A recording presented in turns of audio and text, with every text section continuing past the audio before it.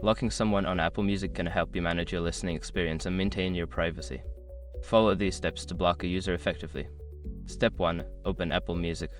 Launch the Apple Music app on your device. Make sure you are logged into your account to access all features.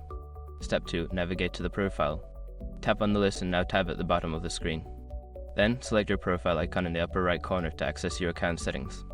Step 3. Find the user. Scroll through your follows or the people you are following to locate the user you want to block.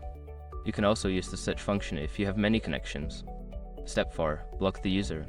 Once you find the user, tap on their profile. Look for the option to block them, which may be represented by 3 dots or similar icon. Confirm your decision to block the user. Step 5. Review your blocked lists. To ensure the user is blocked, return to your profile and check your blocked users list if available. This will help you manage any future interactions with other users.